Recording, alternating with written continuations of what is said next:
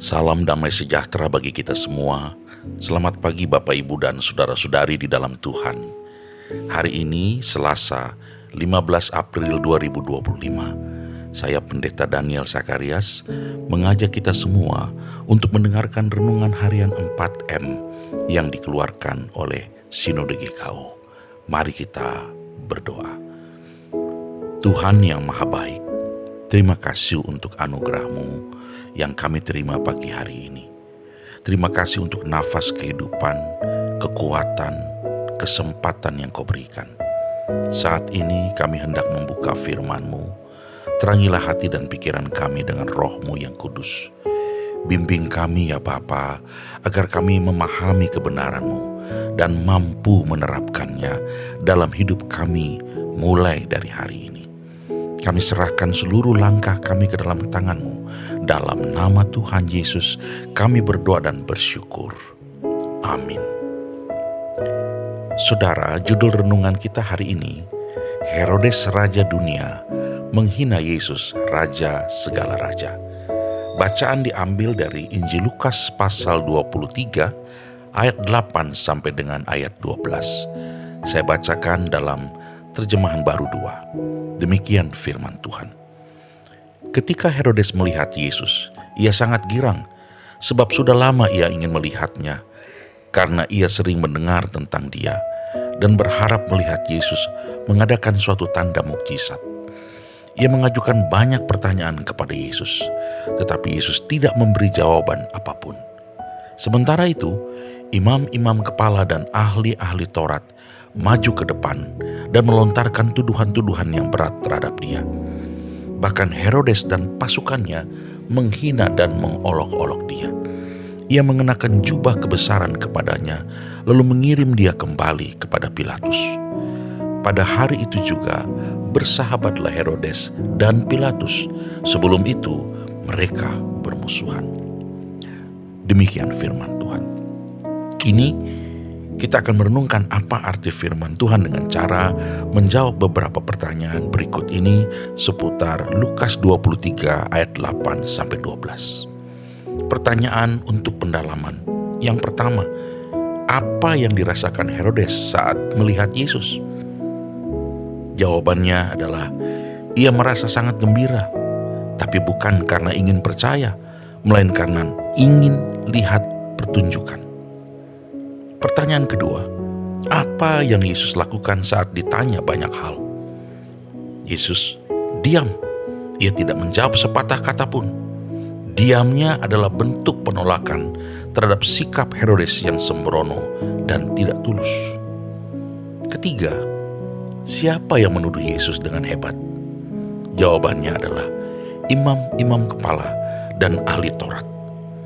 Mereka tidak tahan melihat Yesus yang diam, lalu menyerang dengan tuduhan hebat. Yang keempat, apa yang dilakukan Herodes dan pasukannya? Jawabannya, mereka menghina dan mempermainkan Yesus, bahkan mengenakan jubah kebesaran untuk mengejeknya. Pertanyaan yang kelima, siapa yang akhirnya bersahabat? Jawabannya, Herodes dan Pilatus, yang sebelumnya mereka bermusuhan, kini menjadi bersahabat setelah sama-sama mempermainkan Yesus. Lalu, apa makna nats ini bagi kita? Saudara-saudara, Lukas 23 ayat 8 sampai dengan ayat 12 mengajarkan kita tentang perilaku Herodes. Yang pertama, Herodes ingin melihat Yesus, tapi hanya untuk hiburan. Herodes sebenarnya penasaran. Ia sudah lama ingin bertemu Yesus, tapi bukan karena ingin bertobat atau mengenal kebenaran, melainkan hanya karena ingin melihat mujizat, ingin melihat pertunjukan, seolah-olah Yesus itu pesulap rohani. Pelajaran bagi kita adalah, jangan mendekati Tuhan hanya karena rasa ingin tahu atau untuk sekedar hiburan rohani.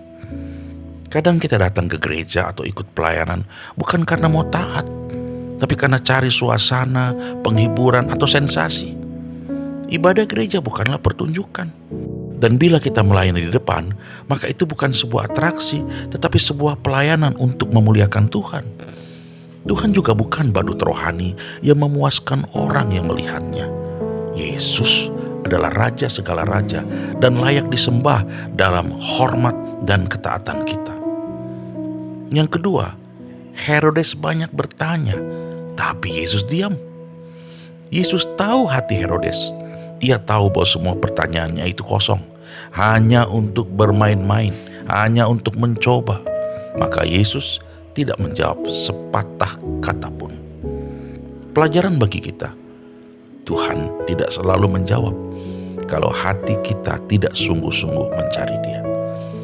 Kalau hidup kita penuh basa-basi rohani, Tuhan mungkin juga akan diam. Bukan karena Ia tidak peduli, tetapi karena kita belum siap menerima yang benar. Dia berharap dari diam dirinya, manusia menjadi sadar dan mengoreksi diri. Yang ketiga, Herodes menghina Yesus, tapi justru mempermalukan dirinya sendiri. Setelah kecewa karena Yesus tidak memberi pertunjukan, Herodes mempermainkan dan menghinanya.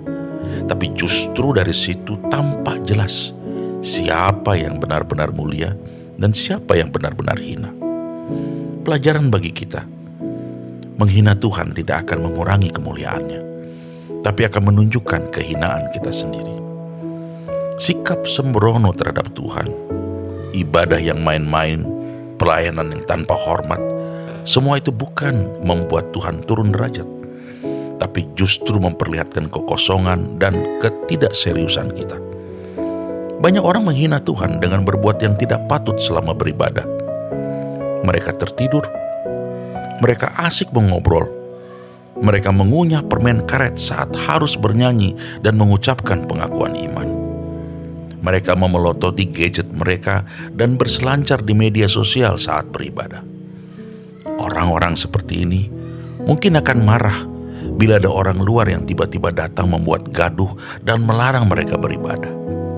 Namun mereka sendiri tidak sadar bila mereka sendiri tidak menghormati ibadah yang mereka persembahkan kepada Tuhan. Pelajaran yang keempat, Herodes tidak mendapat apa-apa dari Yesus. Akhirnya karena tidak menemukan kesalahan apapun dan tidak mendapat hiburan seperti yang ia harapkan, Herodes mengirim Yesus kembali ke Pilatus. Pelajaran bagi kita, kalau kita datang kepada Tuhan dengan niat yang salah, kita akan pulang dengan tangan kosong. Herodes datang hanya untuk melihat, bukan untuk percaya. Maka ia pergi tanpa menerima apapun. Sama juga dalam hidup kita. Kalau kita tidak sungguh-sungguh mencari Tuhan, kita tidak akan mendapat pertumbuhan iman, tidak mendapat kedamaian atau pengertian rohani. Saudara-saudara, saat kita sudah mulai merenungkan pelajaran-pelajaran dari apa yang kita baca tadi, maka marilah kita mencoba mempraktekkan ini dalam kehidupan kita.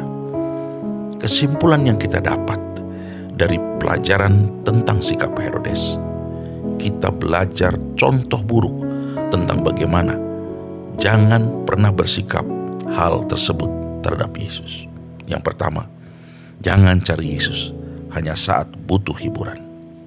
Yang kedua, jangan bertanya kepada Tuhan tanpa niat untuk taat dan serius. 3, jangan bersikap sembrono terhadap hal-hal kudus yang Tuhan percayakan kepada kita.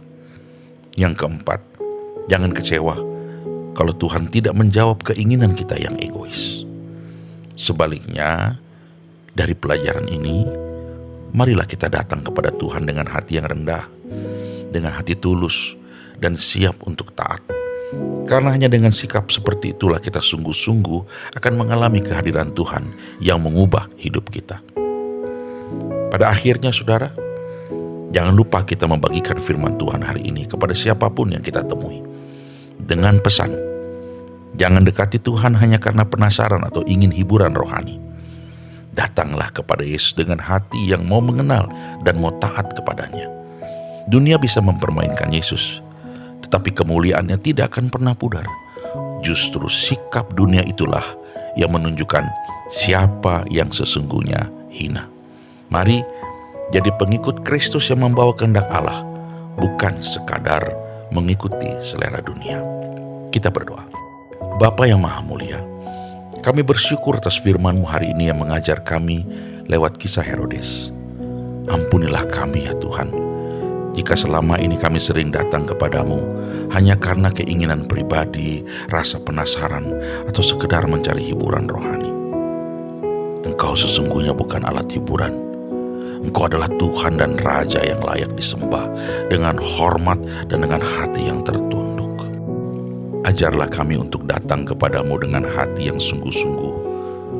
Tolong kami agar hidup kami tidak hanya menjadi tontonan bagi dunia, tapi menjadi kesaksian yang hidup tentang kasih dan kebenaran-Mu. Pakailah kami menjadi pembawa terang dan kehendak-Mu di tengah dunia yang sering mempermainkan hal-hal rohani. Biarlah lewat hidup kami orang lain bisa mengenal Engkau yang penuh kasih dan berkuasa. Dalam nama Tuhan Yesus Kristus, Raja segala Raja, kami berdoa dan menyerahkan hidup kami di sepanjang hari ini. Amin. Salam sejahtera buat kita semua.